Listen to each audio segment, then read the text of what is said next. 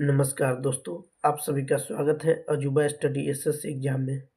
हम लोग राकेश यादव सर का एसएससी बुक का सॉल्यूशन कर रहे हैं, जिसमें एचसीएफ एलसीएम चैप्टर कर रहे हैं। इसमें टाइप नंबर 1 और 2 हम कर चुके हैं, जिसका लिंक सब्सक्रिप्शन में आपको मिल जाएगा। टाइप नंबर 3 का सवाल नंबर 1 बिना समय गवाए कर रहे हैं। तो सवाल पढ़ते हैं। सवाल कहता है दो संख्या x और y का एलसीएम उनके एचसीएफ से 204 गुना है। यदि उनका एचसीएफ 12 है तो संख्याओं के बीच का अंतर 60 हो तो x प्लस वाई निकालें। तो मेरे भाई पहले जो गिवन है उसको लिख लेते हैं। तो जो दिया हुआ है वो दिया हुआ है मेरे भाई एचसीएफ कितना दिया हुआ है, 12 दिया हुआ है। तो हमने 12 लिख लिया। अब आगे कहता है इसका एलसीएम कितना गुना है, 12 गुना है। कितना गुना है, 204 गुना है। तो एचसीएफ गुनी एलसीएम करते हैं। तो 12 गुनी 204 हो गया। अब मेरे भाई कहने का मतलब है कि संख्याओं के बीच का अंतर 60 है। तो पहले संख्या हम पता कर लेते हैं ना। तो 204 को हम पहले तोड़ते हैं। इसको जब तोड़ते हैं तो 17 गुनी 12 होता है, यानी 17 में 12 से गुना करें तो 204 हमें प्राप्त हो जाता है। तो पहली संख्या 17 गुनी 12 हो गया। अब मेरे भाई इसको x पढ़ सकते हैं। x 17 गुनी 12 हो गया। अब मेरे भाई y निकालना है। तो संख्याओं का योग अंतर दे रखा है 60। ठीक, तो अब मेरे भाई हम क्या करते हैं, y पहले फाइंड आउट कर लेते हैं। तो a 12 गुनी जो 204 लिखे हैं इसमें से 17 हम निकाल लेते हैं तो 12 गुनी 12 बच जाता है। तो 12 गुनी 12। अब इन संख्याओं को गुना करते हैं तो 204 होता है और इन संख्या को गुना करते हैं तो 144 होता है। दोनों संख्याओं का अंतर 60 के बराबर होगा। तो अब सवाल कहता है x माइनस वाई इक्वल 60। तो x माइनस वाई इक्वल हम 60 यहाँ से निकाल सकते हैं। अब तो हमें पता चल गया पहला संख्या कौन है, 17 गुनी 12, दूसरी संख्या 12 गुनी 12 है। तो संख्याओं का योग निकालना है, मतलब हमें x प्लस वाई निकालना है। तो मेरे भाई इन दोनों संख्या में 12 कॉमन आ जाएगा और बच जाएगा क्या, 17 जोड़ रहे हैं ना, तो 17 जोड़ 12। नाउ मेरे भाई 12 गुनी 17 12 29 होगा। इन संख्याओं को जब जोड़ते हैं तो हमें कितना प्राप्त होता है मेरे भाई, 348। कितना होता है, 348। जो ऑप्शन आपका सी करेक्ट है, 348। उम्मीद करता हूँ समझ में आया होगा। मेरे भाई सवाल नंबर 2 को देखते हैं। सवाल नंबर 2 कहता है दो संख्याओं का योग 36 है, उनका मौसा और लसा 3 और 105 है। तो पहले लिख लेते हैं जो दिया है उसको। तो एचसीएफ कितना है, 3 है। तो हमने मेरे भाई 3 लिख लिया। एलसीएम कितना है, एलसीएम है 105, तो 105 भी लिख लिया। अब प्रश्न को पढ़ते हैं। कहता है दो संख्याओं का योग 3x है। तो संख्या पता नहीं है तो एचसीएफ की सहायता से संख्या हम मान लेंगे। तो संख्या एक हो जाएगा 3x, दूसरा हो जाएगा 3y।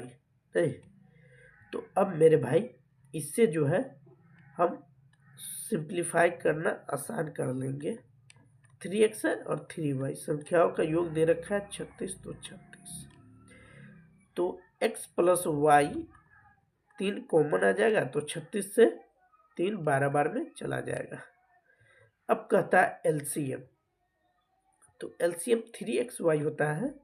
3x और 3y का एलसीएम 3xy होगा, जबकि एलसीएम दे रखा है 105।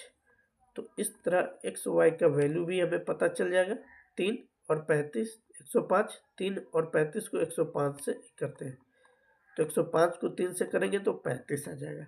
अब कहता है उनके वेदकर्मों का योग बताए, तो संख्या कौन है, 1/3x है और दूसरी संख्या 1/3y है।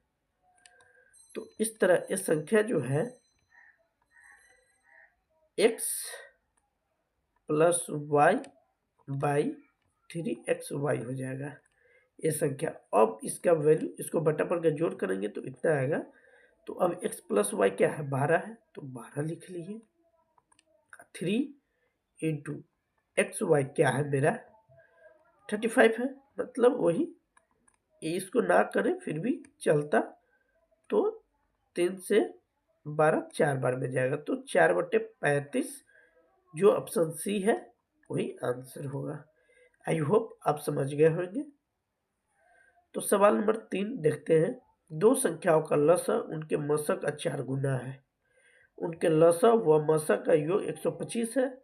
यदि एक संख्या 100 है तो दूसरी संख्या ज्ञात करें। तो मेरे भाई पहले क्या करते हैं, मान लेते हैं। माना लेट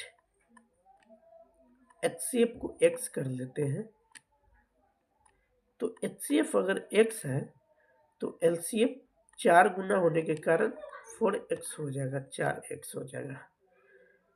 अब मेरे भाई लसा व मसा का योग दे रखा है 125, तो लसा ए है मसा ए है, तो x + 4x का वैल्यू कितना दे रखा है, 125 दे रखा है।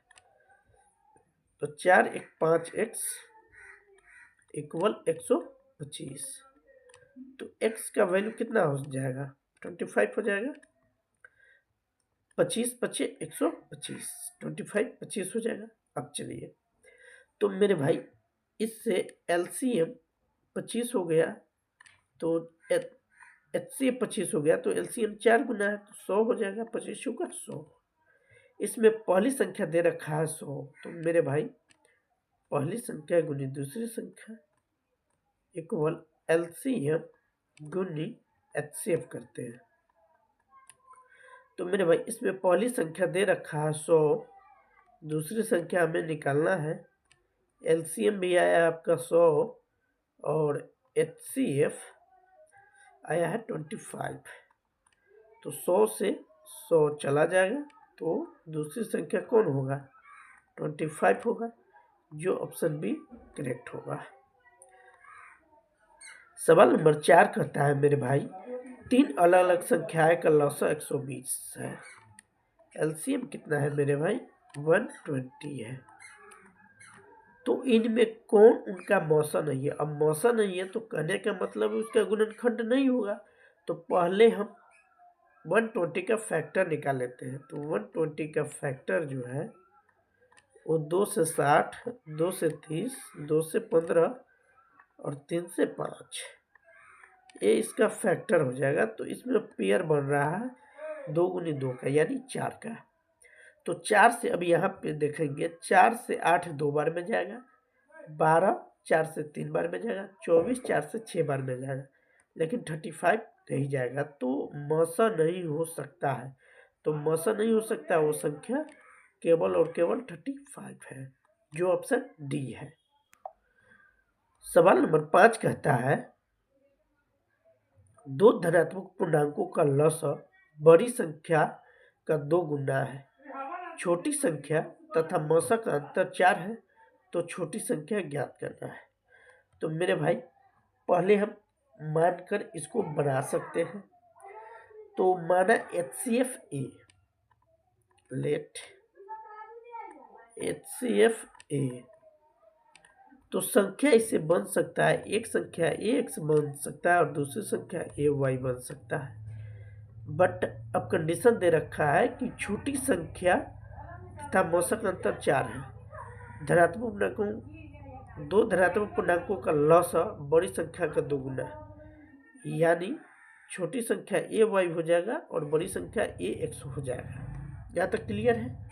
अब आइए, अब कहता है छोटी संख्या और मौसा। तो छोटी संख्या इसमें कौन है, AY है। कौन है, AY है छोटी संख्या। और मौसा हमने A माना है, तो A कितना है, 4 है, तो 4 लिख लिया। अब मेरे भाई यहाँ पे कहता है बड़ी संख्या का 2 गुना है, छोटी संख्या बड़ी का 2 गुना है, तो ये हो जाएगा 2a और माइनस ए। वाई 2 है तो 2a माइनस ए इक्वल 4। तो मेरे भाई 2a में से ए जाएगा तो ए इक्वल कितना हो जाएगा, 4 हो जाएगा। ए इक्वल कितना हो जाएगा, 4 हो जाएगा। तो इस तरह मेरे भाई अब इसमें हम पता कर सकते हैं छोटी संख्या, तो छोटी संख्या 2 दूना 4 दूना 8 हो जाएगा। ए है 4 और 2, तो ए हो जाएगा कौन, ए वाई 8 हो जाएगा। ए वाई कितना हो जाएगा, 8 हो जाएगा। 4 गुनी 2 यानी 2 गुनी 4 भी 8। ये ऑप्शन सी करेक्ट होगा। आइए सवाल नंबर 6 को देखते हैं। सवाल नंबर 6 कहता है दो संख्याओं का मौसा 23 है और उनके लसक के अन्य दो गुणनखंड 13 और 12 है, तो उन संख्याओं में से बड़ी संख्या कौन है। तो मेरे भाई HCF बड़ी संख्या होता है, तो ये है 23। अब कहता है इनके दो गुणनखंड 13 और 14 है, ठीक है। तो एक बार हम 23 गुनी 13 कर लेते हैं और एक बार 23 गुनी 14 कर लेते हैं। अब 23 गुनी 13 करते हैं मेरे भाई, तो आपका जो आंसर आता है वो आता है 299। 23 गुनी 13 करते हैं 299 और 23 गुनी 14 करते हैं तो 322 आता है। अब इनमें देखने से पता चलता है कि 299 छोटी संख्या और 322 बड़ी संख्या है, तो इसका आंसर जो करेक्ट होगा वो 322 ही होगा, जो बड़ी संख्या है। सवाल नंबर 7 में कहता है तीन संख्या इतना के अनुपात में है, तो संख्या 1 दिया हुआ है 3, दूसरी संख्या दिया हुआ है 8 और तीसरी संख्या दिया हुआ है 15, तो और उनका एलसीएम लघुत्तम समवर्तक 8280 है। तो पहले इन संख्याओं का एलसीएम लेते हैं मेरे भाई। तो इन संख्या का जब एलसीएम लेंगे तो 360 होगा। कितना होगा, 360 होगा। जबकि 360 का वैल्यू दे रखा है 8280। कितना दे रखा है, 8280। तो एक जीरो से एक जीरो चला जाएगा, 9 चौका 36 होगा और ये 9 नंबर 81, 9 दूनी 18 होगा, ठीक है। ये 4 से 92, 4 दूना 8, 4 3 12, 23 बार में जाएगा, यानी एक यूनिट का जो वैल्यू है वो 23 है। तो कहता है उनका महत्तम समावर्तक मतलब HCF क्या होगा। तो 23 का गुणज, इसमें 23 नहीं है तो 23 का गुणज होगा, तो 60 23 का गुणज नहीं है, 76 भी नहीं है, 57 भी नहीं है, लेकिन 69 है, यानी 23 गुनी 3 करते हैं तो 69 आता है, जो ऑप्शन बी में है। अब मेरे भाई सवाल नंबर 8 को देखते हैं। दो संख्याओं का मसा तथा लसा के योग 680 है। कितना है, मसा तथा लसा का योग 680 है। हाँ, लसा उनका लसा मसा का 84 गुना है। लसा जो है मसा का कितना गुना है, 84 गुना है। तो HCF अगर x ले लेते हैं तो LCM आपका क्या हो जाता है, 84x हो जाता है। हाँ, यहाँ तक सही है। तो अब ऊपर देखेंगे LCM प्लस HCF 680 है, तो दोनों को जोड़ो, x प्लस 84x, इसका वैल्यू दे रखा है 680, तो 84x प्लस x 85x, ये 680 हो जाएगा। 17 पचे 85, 17 चौका 68, तो 40 हो जाएगा और 5 अट्ठे 40, x का वैल्यू 8 हो जाएगा। तो इस तरह मेरे भाई HCF आपका 8 हो जाएगा और LCM 84 गुनी 8 हो जाएगा। लिख लेते हैं 84 गुनी 8। अब कहता है इसमें पहली संख्या दे रखा है तो दूसरी संख्या निकालना है। तो एलसीएम पता हो गया, एचसीएफ पता हो गया, तो दूसरी संख्या कैसे करेंगे देखते हैं। पहली संख्या गुनी दूसरी संख्या इक्वल एलसीएम गुनी एचसीएफ। तो इसमें पहली संख्या दे रखा है 56, दूसरी संख्या निकालना है। एलसीएम 84 गुनी 8 है और एचसीएफ भी 8 ही है। इसको हम घेरते रहे हैं। अब इसको भाग करते हैं, तो 8 सत्ते 56, 7 बार में 8 सत्ते 56। अब क्या करेंगे, 7 से 84, तो 12 सत्ते 84, 12 अट्ठे 96, 12 गुनी 8 कर लो 96, जो ऑप्शन डी करेक्ट होगा। अब मेरे भाई सवाल नंबर 9 को देखते हैं। दो संख्याओं के लघुत्तम एलसीएम उनके एचसीएफ के योग तथा उनके बीच का अंतर इतना और इतना है, तो यदि उनमें से एक संख्या इतना है तो दूसरी संख्या क्या होगा। मेरे भाई इक्वेशन बना के इसको सॉल्व किया जा सकता है। एलसीएम प्लस एचसीएफ, इसका जो योग है वो है 512 और अंतर जो है वो कितना है, अंतर है 496।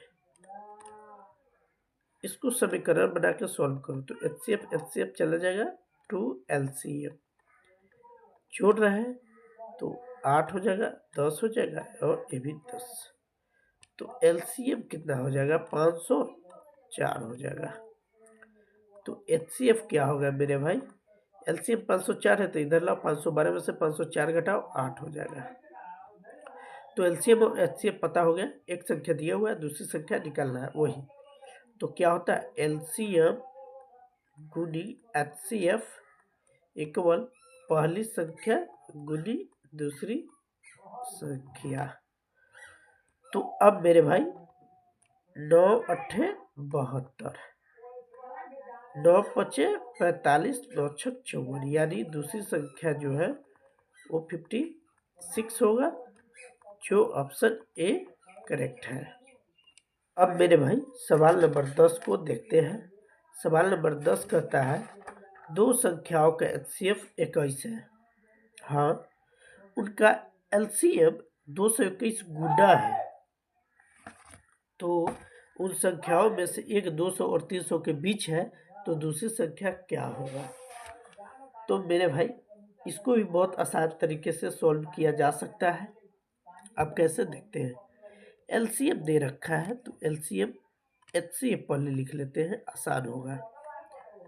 तो एचसीएफ जो है 21 है।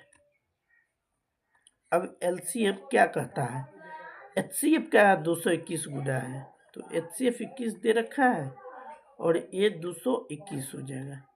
तो इसको दो भाग में तोड़ो, एक भाग 13 और दूसरी भाग 17, यानी 13 गुनी 17 से 221 होगा। अब इसमें एक संख्या जो है इसमें वो हो सकता है 21 गुनी 17 और दूसरी संख्या 21 गुनी 13, यानी एक बार 21 में 17 से गुना करो, दूसरी बार 21 में 13 से गुना करो, तो पहली और दूसरी संख्या आ जाएगा। अब 21 गुनी 17 जब करते हैं तो 273 आता है और 21 गुनी 13 करते हैं तब 357 आता है। तो कहता है यदि उन संख्याओं में से एक 200 और 300 के बीच है तो वो संख्या कौन है, 273 है जो 200 और 300 के बीच में है, ये 357 है जो कभी भी नहीं हो सकता है शर्त के अनुसार। तो उन संख्याओं के अंकों का योग, तो 2 + 7 9 + 3 12, कितना होगा। अच्छा हाँ, नहीं 12 तो ए हो जाएगा, लेकिन ए नहीं होगा। कहता दूसरी संख्या के अंकों का योग, तो वो संख्या ए है। 3 + 8 5, 8 + 7 15, जो ऑप्शन डी करेक्ट होगा। अब मेरे भाई 11 नंबर सवाल कहता है x इक्वल 224, तो 224, y इक्वल कहता है 322, तो 322। अब कहता है इसमें यदि 23x a गुनी y का उच्चतम उभयनिष्ठ गुणनखंड x y से विभाज्य है तो a का संभावित मान क्या हो सकता है। तो मेरे भाई 23x इक्वल 23 गुनी 224 करते हैं। ओके, अब इसको लिख सकते हैं 23 गुनी 224 है ना, 224 है, तो 200 जब 24 है तो इसको लिख सकते हैं 16 गुनी 14। तो अब ए वाई 300 कितना दे रखा है, 322 ए 322 ए वाई ए एक्स हो गया, ए वाई हो गया, 322 ए। इसको अब लिख सकते हैं ए गुनी 23 गुनी 14। अब मेरे भाई इस नंबर को कंपैरिजन करते हैं तो 23 से 23 चला जाएगा, 14 से 14 चला जाएगा, तो ए का वैल्यू 16 हो जाएगा। ए का वैल्यू क्या हो जाएगा, 16 हो जाएगा, जो ऑप्शन डी होगा। आई होप आप समझ गए होंगे। तो वीडियो को लाइक, चैनल को सब्सक्राइब कर दीजिए और चैनल पे कंटिन्यू बने रहिए ताकि आपको राकेश यादव सर का एसएससी बुक का सॉल्यूशन मिलता रहे।